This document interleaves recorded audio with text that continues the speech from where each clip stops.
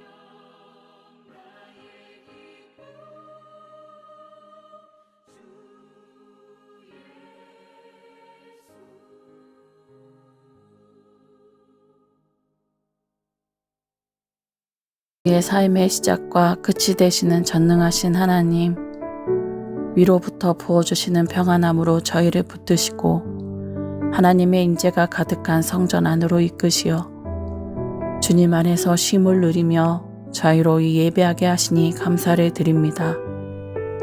사랑과 평화의 하나님, 오늘 이 자리에서 6.25 전쟁을 기억하며 조국의 아픔과 상처를 마음에 품고 기도드립니다.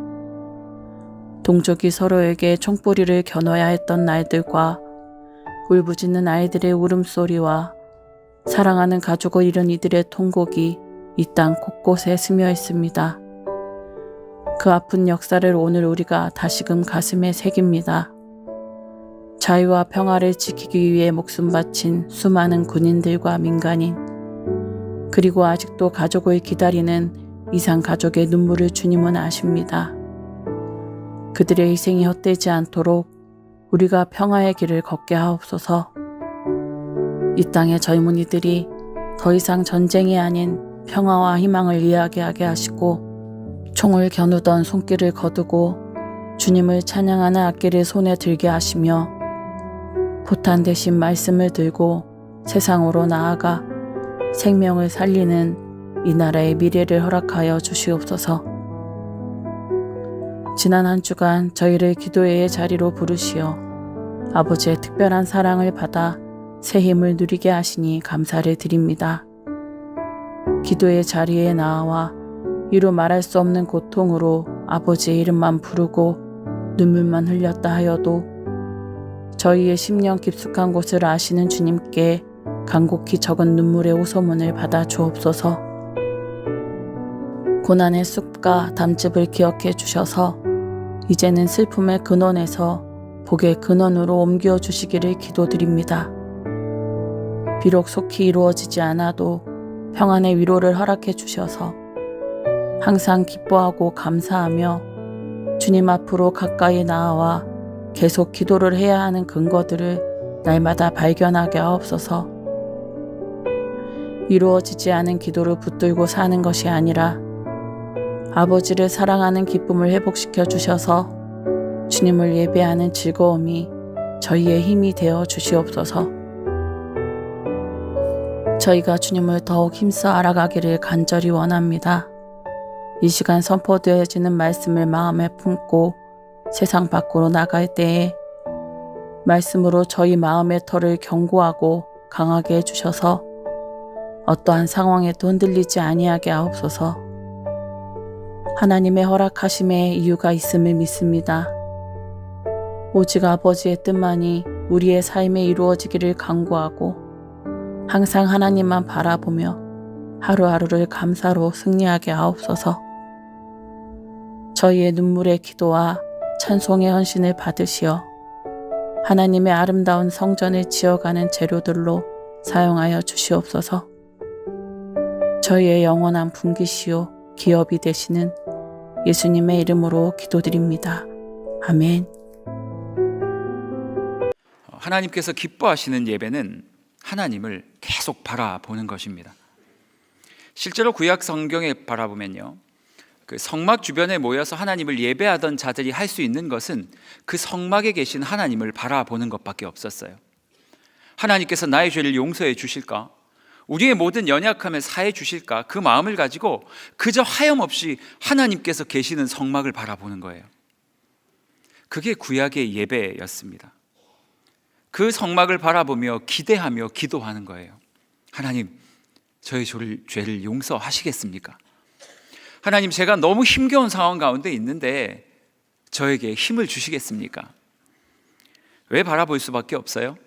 주권이 하나님께 있기 때문입니다. 사실 주님 앞에서 우리가 할 수 있는 것은 아무것도 없습니다. 그저 우리가 할 수 있는 것이 있다면 나의 이 연약함을 구원해 주실 그 하나님을 바라보는 것, 그거밖에 없다라는 거죠.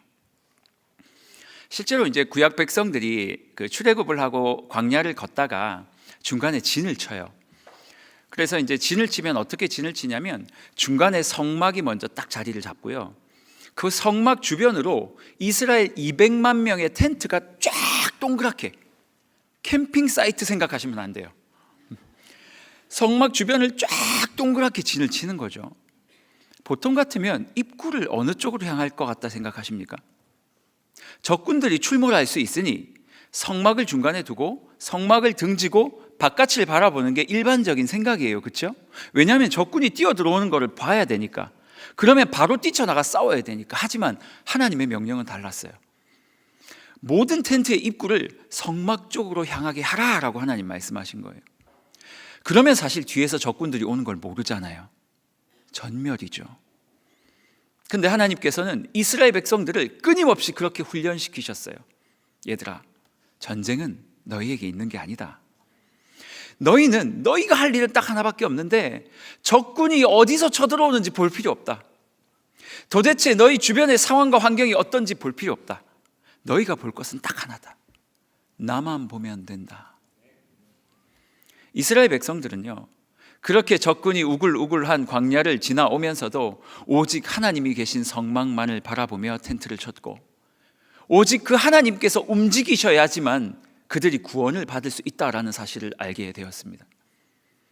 하나님께서 원하시는 최고의 예배가 뭔지 아세요? 하나님 바라보는 거예요. 주어진 상황이, 그 다음 가사가 뭐죠? 작게만 보여도 잘하셨습니다. 주어진 상황이 아무리 작게 보이고 나를 압박하는 것처럼 보여도 우리가 해야 될 일은 뭐라고요?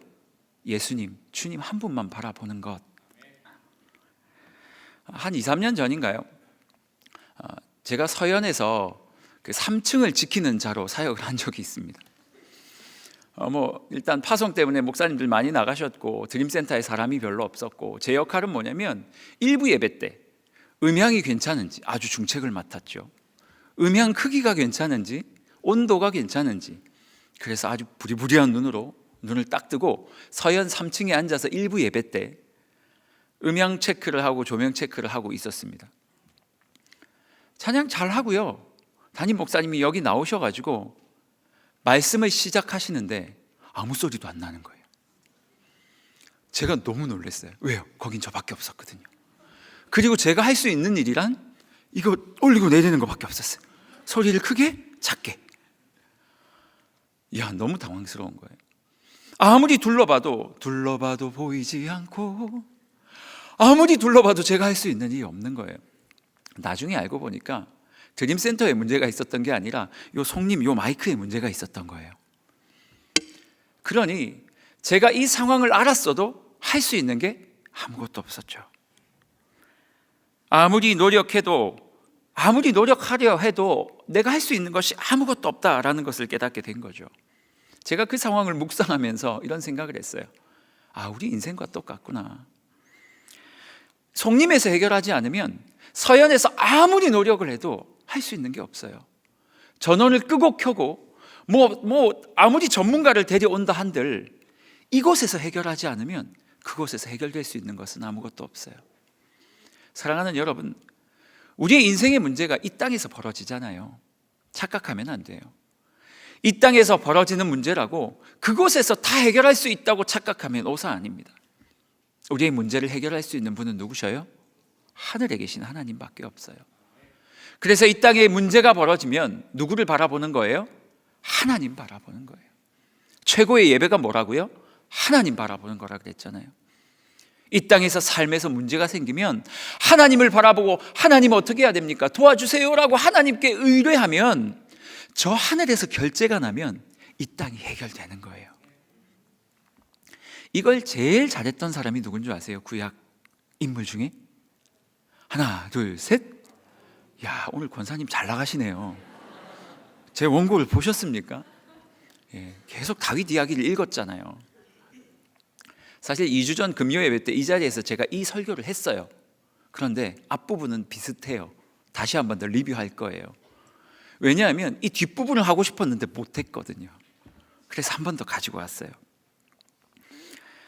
다윗은 하나님을 바라보는 것 제일 잘한 사람이었어요.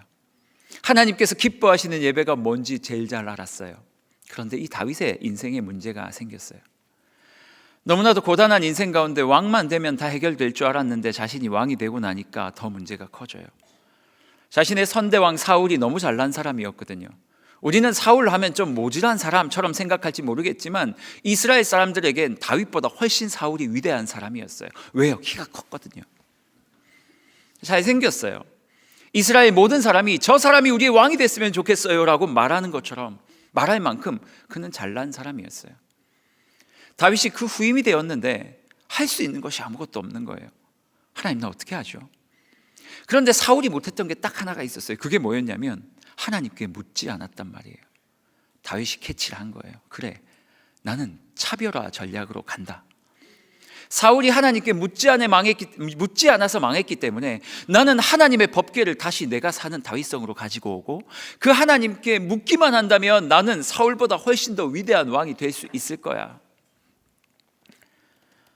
왜냐하면 다윗이 너무 두려워서 그랬어요. 다윗이 다니는 곳곳마다 사울의 사람들이 너무 많았거든요. 그 두려웠던 다윗이 어쨌든 하나님의 법궤를 가지고 오면 된다라고 생각을 하고요.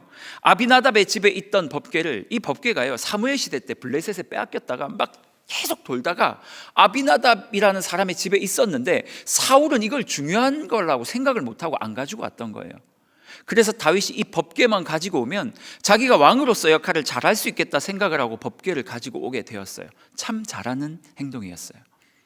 그런데 다윗의 머릿속에 금요일날 예배 드리신 분들은 잘 알 거예요. 다윗의 마음속에 이상한 생각이 하나 들었어요. 사울이 그렇게 추앙을 받는 인생이었는데 내가 혹시 사울보다 더 멋있는 왕으로 보일 수만 있다면 얼마나 좋을까. 그래서 법궤를 가지고 올 때 사실은 제사장 몇 명 가서 어깨에 짊어지고 오면 되는 건데 갑자기 군사를 3만 명을 뽑아요. 오늘 본문 앞장에 나오는 본문이에요. 앞절에 3만 명의 군사를 뽑아요. 무슨 얘기예요? 나는 이만큼 힘이 좋아, 나에게는 군사가 많아, 이걸 말하고 싶었던 거죠. 그러더니 멋있는 왕 옷을 입고 제사를 드리며 사람들을 불러 모아서 자신을 뽐내려고 했던 것 같아요. 하나님이 그 예배 받지 않으시죠. 결국은 이 예배가 무산이 됐어요. 오벳 에돔이라는 그 나곤의 타작마당이라는 곳까지 갔는데 그냥 소들이 날뛰기 시작을 하더니 법궤가 넘어지려고 하니까 우사라는 사람이 어떻게 했다 그랬죠? 우사 이렇게 했다 그랬죠. 쓰러지는 그 법궤를 잡아야 되니까 우사가 우사하면서 법궤를 잡았는데 그것 때문에 하나님께서 진노하셨어요. 거룩한 법궤를 만졌기 때문에. 우사는 죽었고 다윗의 그 예배 프로젝트는 그 시로 망해버린 겁니다. 다윗이 마음이 상해서 집으로 돌아갔어요. 한참 지나서 다윗의 귀에 이야기가 들려왔다 그랬어요. 지금 그 법궤가 그 오벳 에돔의 집에 들어 있었는데 오벳 에돔의 집이 그 법궤 때문에 은혜를 받더라는 거예요. 아비나답의 집에 있을 때는 은혜가 없었거든요. 왜 하필이면 오벳 에돔 집에서 은혜를 하나님께서 주셨을까? 하나님의 사인이라 그랬죠. 사랑하는 다윗아, 다시 와서 나를 데려가라.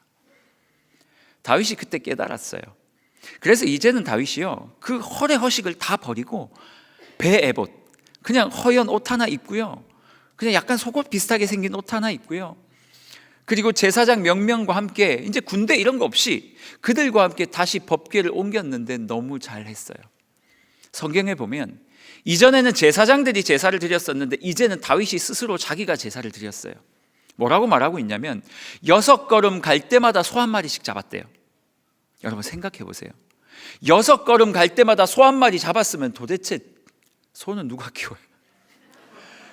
그 소를 얼마나 잡아야 오벳 에돔 집에서 다윗성까지 가냐고요. 다윗의 몰골이 어땠을 것 같으세요? 소 잡아 보셨어요? 피 범벅이 됐겠죠. 너무 지쳐 있었겠죠. 하지만 다윗은 기뻤어요. 그래서 그 소를 잡고 하나님 앞에 뜀뛰며 너무 기쁘게 자기의 성으로 들어가고 있었는데 여기서부터 오늘 설교예요. 금방 끝나요. 자기의 집으로 들어가고 있었는데 문제는 다윗의 아내 미갈의 행동이었어요. 오늘 본문에 뭐라고 말하고 있냐면 그 성 창문 위에서 미갈이 다윗을 이렇게 바라봤다라고 오늘 본문은 기록하고 있었어요. 그리고 미갈이 다윗에게 일침을 꽂습니다. 사무엘하 6장 16절, 여호와의 궤가 다윗성으로 들어올 때에 사울의 딸 미갈이, 관계 안 좋은 거예요 지금. 다윗의 아내 미갈이 이렇게 얘기 안 해요. 사울의 딸 미갈이, 근데 왜 웃으시죠? 네, 아버지의 딸로 계속. 사울의 딸 미갈이 창으로 내려보다가 뭐라고 말해요? 다윗 왕이 여호와 앞에서 뛰놀며 춤추는 것을 보고 심중에 그를 업신여기니라. 미갈 이상하죠? 미갈 이상합니까? 저는 하나도 안 이상해요. 그럴 수 있지 않아요? 사울의 딸이에요. 자신의 아빠 왕을 봤잖아요. 왕의 딸이었거든요. 자신의 아빠가 얼마나 채통 있고 얼마나 멋있고 얼마나 권위 있게 인생을 살았는지 다 봤단 말이에요. 자신의 남편이 왕이 되었는데 안 그래도 꼴보기 싫어요. 왜? 아빠를 밀어냈으니까. 그런데 자신의 남편 왕인 다윗이 사람들 앞에서 춤을 추는데 그 꼴이 너무 우스운 거예요. 피 범벅이 돼가지고. 심지어는 뭐라고 말해요? 6장 20절에 뭐라고 말하냐면 이렇게 말해요. 사울의 딸 미갈이 나와서 다윗을 맞으며 이르되, 이스라엘 왕이 오늘 어떻게 영화로운지 지금 비꼬는 거예요. 참 영화롭네. 참 당신 멋있어요. 방탕한 자가 염치 없이 자기 몸을 드러내는 것처럼, 방탕한 사람이 다른 사람들의 시선을 아랑곳하지 않고 막 옷을 벗어내는 것처럼 오늘 자신의 신복들의 계집 종들 앞에서 자기의 알몸을 다 드러내었도다. 저는 미갈이 한편으로는 이해가 됩니다. 하지만 다윗에게는 너무나도 충격적인 이야기였어요. 우리 식으로 말하자면 트라우마를 건드린 거예요. 그 직전에 다윗의 인생이 어땠습니까? 여러분, 다윗의 인생 기억하세요? 사람들에게 늘 무시받는 삶 살았잖아요. 사무엘이 다윗의 아버지 이새에게 찾아가서, 이새여, 당신의 아들에게 하나님께서 기름을 부으라고 말씀하셨어요. 아들 좀 다 데리고 와보세요. 아무리 물어봐도 없어요. 하나님이 여기엔 없다. 이새에게 다시 물어요. 아들이 이게 답니까? 그러니까 이새가 뭐라고 말하냐면, 그 하나가 있긴 한데 걔는 볼 것도 없어요. 괜히 헛걸음하지 마시고 얘들 중에 없으면 그냥 가세요. 사무엘이, 아니 하나님께서 분명히 이 집에 있다고 했다니까요. 그 아이를 좀 데리고 와보세요. 아니 없다니까요. 그 아이는 당신이 생각하는 그런 아이가 아니에요. 아버지에게 얼마나 무시당하며 살았습니까? 여러분, 우리는 다윗 하면 왕이 된 이후에 멋진 다윗 왕에 대한 인생만 기억하지만 실제로 성경이 묘사하는 다윗은 그렇지 않았어요. 아버지에게, 형들에게 무시당했고요. 사울에게도 골리앗 죽이고 왔는데도 사울에게 무시당하죠. 왕이 된 이후에 주변 사울의 신복들에게 무시당했죠. 그 이후에 어떻게 됩니까? 아들조차도 다윗을 무시했어요. 심지어는요, 아들이 자기가 왕이 되겠다고, 다윗을 밀어내고 왕이 되겠다고 다윗의 첩을 강간하는 사건. 그 사건은 어떤 사건이냐면, 아버지의 첩을 백주대낮에 사람 앞에서 강간함으로 말미암아 내가 이제 왕이 되겠다, 아버지를 대놓고 무시한 사건이에요. 다윗의 인생은 철저하게 사람들로부터 늘 무시받았던 인생이었어요. 그런데 오늘 왕이 된 다음에 또 사울의 사람들에게 무시받을까 봐 그 두려움 때문에 자기가 원하는 방법대로 예배했다가 하나님께 혼났단 말이에요. 하나님, 나 무시받기 싫어서, 하나님 나 그게 너무 힘들어서, 사람들 3만 명 정도 세우면 내가 힘이 있다고 사람들이 박수 쳐주지 않겠습니까? 나를 왕으로 인정해 주지 않겠습니까? 내가 멋진 왕의 옷을 입고 다니면 사람들이 나를 왕처럼 봐주지 않을까요? 그랬는데 하나님이 그거 아니다. 그래서 다윗은요, 또다시 하나님 앞에서 목동의 모습으로 갔다고요. 여전히 늘 무시당하며 살았던 그 목동의 모습으로 가서 하나님을 예배하고 있었어요. 그의 심정에는 예배가 회복되었기 때문에 나의 모습은 목동일지라도 하나님은 여전히 나를 왕으로 여기시고 나의 삶을 인도해 주시리라 라는 마음이 있었단 말이에요. 그렇게 예배가 회복되고 집에 돌아왔는데 갑자기 아내가 하는 말이, 참 왕이 어떻게 그러고 다녀요? 수치스러워. 연기를 좀 해볼까요? 미갈 빙의. 수치스러워. 짜증나. 불결해. 별로야. 당신 별로야. 저리 가세요. 냄새나요. 내가 당신을 옛날에 목동인 것도 알고 있었고 했는데, 딱 보니까 딱 목동이네. 딱 목동. 참 근본 없는 모습. 그래, 당신은 원래 그런 사람이었어요. 왕이 될 만한 인생이 아니었어요. 왕이 될 자격이 없는 사람이었어요. 딱 지금 그 모습이 당신 모습 맞네. 저 지금 너무 심했어요? 너무 심한 거 아니죠? 여러분, 다윗은요, 지금 이게 어떻게 보이세요? 하나님 앞에 그의 자존감이 겨우겨우 치유를 받았는데, 그래서 하나님을 예배하고 완전히 치유받았다고 생각을 하고 집에 돌아왔는데, 집에 있는 부인이, 첫째 부인이 자신에게 또다시 칼을 날리는 거예요. 자신의 트라우마를 건드리는 거예요. 다윗이 어떻게 할 것 같으세요? 여러분이라면 어떻게 할 것 같아요? 여러분이 가장 아파하는 그 부분, 여러분이 제일 힘들어하는 부분을 여러분의 배우자가 이런 투로 여러분에게 말했다면 못 산다고요? 그래도 그러시면 안 돼요.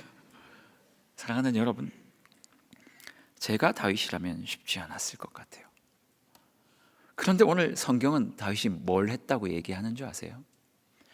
미갈이 창밖에서 다윗을 그렇게 업신여기는 표정을 지으며 다윗을 그렇게 바라봤는데, 오늘 성경은 뭐라고 말하고 있냐면, 다윗이 그 미갈을 분명히 봤을 텐데 그 미갈의 표정에도 불구하고 그가 하나님께 번제와 화목제를 드리고 그곳에 찾아왔던 모든 백성들에게 음식들을 다 나누어 준 이후에 그들을 축복하고 자신의 가족을 축복하기 위해 자신의 집으로 들어갔더라 라고 말하고 있어요.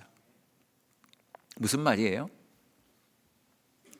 다윗이 이제 미갈의 그 이야기에 영향을 안 받는다는 얘기예요.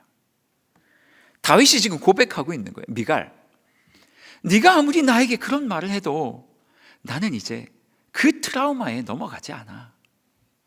나의 그 과거의 상처를 네가 아무리 이야기하고 꼬집어댄다 한들 나는 더 이상 그것에 넘어가지 않아.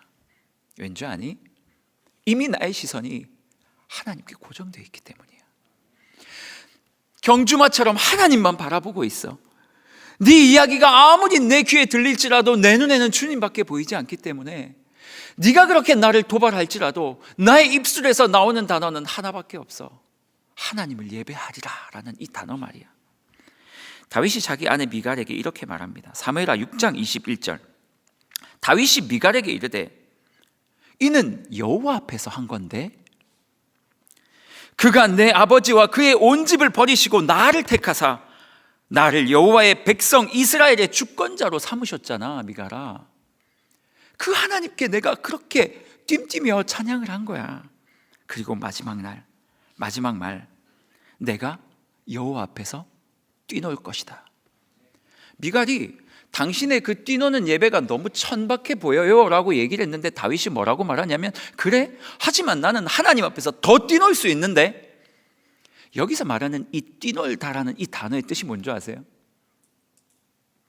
천하게 여겨지다 라는 뜻이에요. 다윗이 지금 뭐라고 말하고 있는 거냐면, 너 나 천하게 보니? 내가 하나님 앞에 이렇게 예배하는 게 그렇게 천하게 보여? 그렇다면 나는 주님을 위해서 더 천해 보일 자신이 있어. 나는 그 어떤 사람이 나를 더 천하게 손가락질 할지라도 나는 하나님 앞에서 더 뛰놀며 예배할 건데. 사랑하는 여러분, 다윗은 고난이 찾아오고 자신에게 비난의 화살이 찾아올 때마다 뭐라고 얘기했는 줄 아세요? 그래? 그럼 나는 예배하러 갈 거야. 그래? 나에게 고난이 또 찾아왔어? 내 삶의 아픔이 찾아왔어? 그러면 난 또 예배하러 가야지. 하나님 앞에 또 뛰놀아야지. 목동의 예배를 회복해야지. 주님 앞에 또 뛰놀며 하나님께 소리 높여 찬양해야지. 다윗은요, 하나님 앞에 예배하겠다, 자신을 비난하는 여인 앞에서 그럼에도 불구하고 난 하나님 앞에 예배하는 것을 멈추지 않을 거야 라고 선포함으로 말미암아 진정한 자유를 찾게 된 것입니다. 여러분, 예배란 뭐라 그랬죠? 하나님을 바라보는 것이다. 다윗이 그토록, 그 이후에 다윗의 삶이 어떤 줄 아세요 여러분? 하나님께서 지금 다윗을 훈련시키시는 거예요. 다윗아, 너가 그래서 내가 한번 예배를 막았어. 근데 다시 와서 다시 해봐. 예배는 이렇게 드리는 거다. 아무리 누가 비난해도, 아무리 어려운 일이 있어도 이 나를 바라보는 이 시선을 멈추지 않는 그것이 예배야. 이것을 가리키고 난 다음에 다윗의 인생이요, 나중에 집에 가서 한번 읽어보세요. 그 다음 장 계속 넘기면서 읽어보세요. 다윗이 가는 곳마다 승리하고 하나님 앞에 얼마나 큰 복과 은혜를 받으며 살아가는지 말이에요. 여러분, 우리 인생의 자유는 세상이 주는 것이 아닙니다. 세상이 우리에게 당신 참 멋있는 사람이라고 이야기한다고 우리가 멋있는 사람이 되는 게 아니에요. 우리의 인생의 자유는 누가 주시는 거예요? 하나님이 주시는 거예요. 하나님 앞에 나아가면 하나님께서 우리의 정체성을 말씀하세요. 내가 누군지 얘기를 해요. 진규야, 넌 목사야.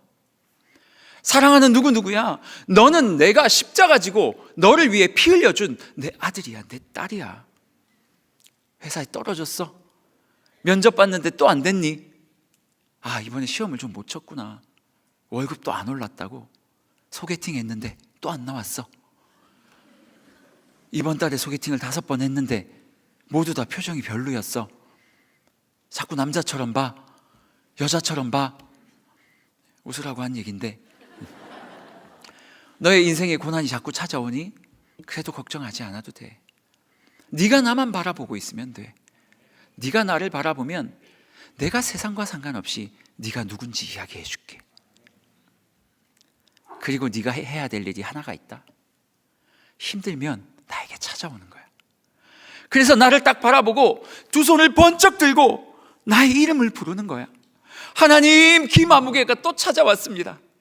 아버지 하나님, 나에게 은혜를 주시고, 하나님이여, 나의 이 고난 가운데 하나님께서 역사해 주셔서 다시 한번 일어날 수 있도록 힘 달라고 나에게 손을 번쩍 드는 거, 그게 네가 해야 될 일이다 라고 하나님께서 말씀하시는 겁니다.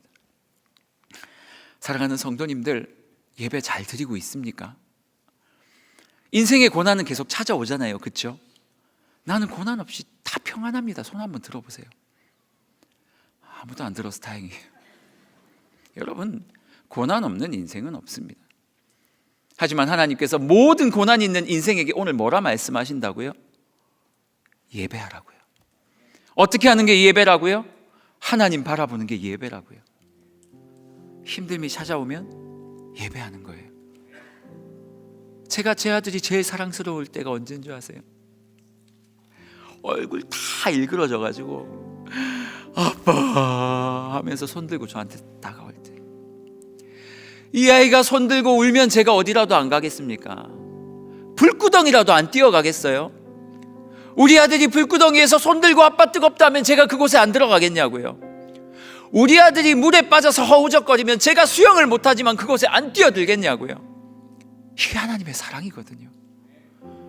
여러분, 힘들다고 세상에 가서 세상의 방법으로 그걸 이기려고 노력하면 노력할수록 우리의 인생은 꼬일 수밖에 없거든요. 하나님께서 우리에게 말씀하시잖아요. 두 손 들고 나의 이름을 찾으라고 말이에요. 제가 오늘 이 말씀을 준비하는데요, 이 찬양이요, 주 예수 나의 산소망, 이 찬양이 제 마음을 떠나질 않았어요. 가사가 어떤 줄 아세요?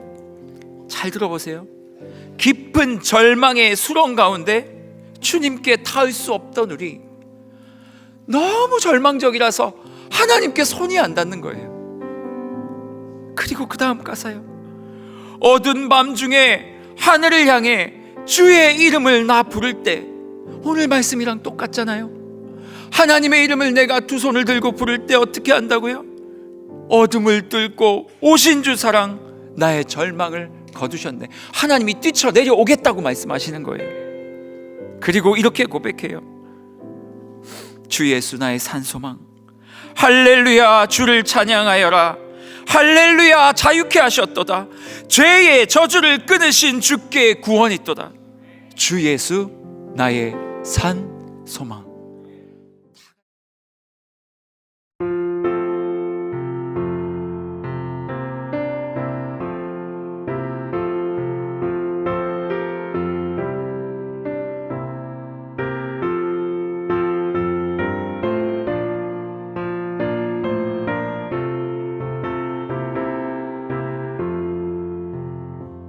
주 사랑하는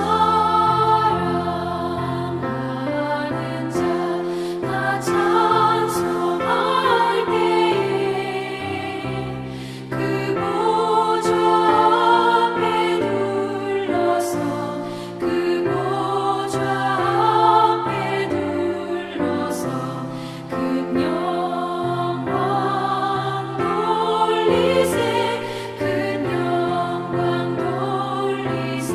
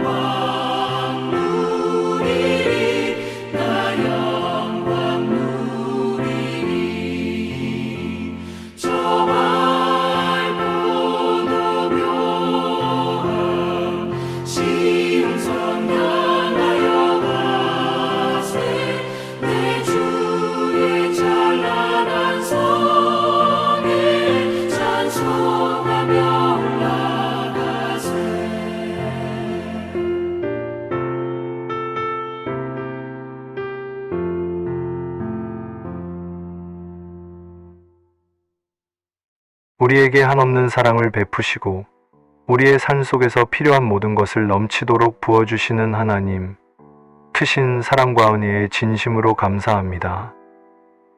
복되고 거룩한 주일을 맞이하여 찬양하고 예배하는 특권을 주시고 말씀을 통하여 깨달음을 얻게 하시니 감사드립니다. 베푸신 은혜에 감사하여 준비한 예물을 드리기를 원합니다. 정성으로 드리는 예물을 기쁘게 받아주옵소서. 우리가 드리는 헌금이 주님의 뜻에 따라 바르게 사용되어 이 세상에서 주님의 사랑과 은혜와 평화가 더욱 확장되기를 원합니다. 모여지는 예물들이 쓰여지는 곳곳마다 주님의 영광이 나타나기를 원합니다. 이 헌금을 통하여 교회의 사역과 선교 활동이 더욱 활성화되게 하시고 진리가 넘쳐 흐르며 주님의 나라가 확장되게 하여 주옵소서. 사용되는 곳마다 복음의 열매, 사랑의 열매를 맺는 은혜가 있게 하옵소서. 우리의 마음을 보시는 하나님, 저희가 먼저 주님의 나라와 의를 구하게 하시고 물질에 대한 청지기 사명을 잘 감당케 하시어 힘있는 삶이 되게 하옵소서. 물질의 노예가 되지 않게 하시고 물질을 땅에 쌓기보다 하늘에 쌓는 저희들이 되게 하옵소서.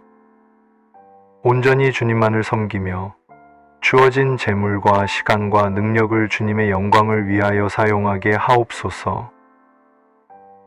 하늘문을 열어 복을 주시겠다고 약속하신 주님, 드리는 손길을 기억하시고 축복하셔서 자정과 사업이 날마다 번영하고 발전할 수 있게 하옵소서. 더욱 넘치는 기쁨을 가지고 하나님 앞에 더 많이 드릴 수 있도록 은혜를 내려주옵소서. 말씀과 사랑과 은혜에 감사드리며 예수님의 이름으로 기도드립니다. 아멘. 만복의 근원 하나님, 온 백성 찬송 드리고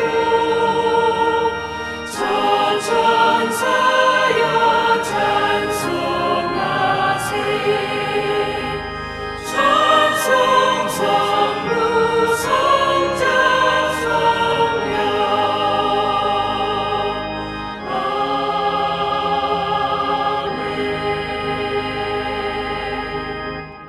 지금은 우리 주 예수 그리스도의 은혜와 하나님의 사랑과 성령님의 교통하심이 용서와 사랑을 실천하며 평강 가운데 감사하며 그리스도의 말씀이 풍성한 가운데 예배하며 찬송하며 살기를 다짐하는 주의 백성들 머리 위에 지금부터 영원까지 항상 함께 있을지어다.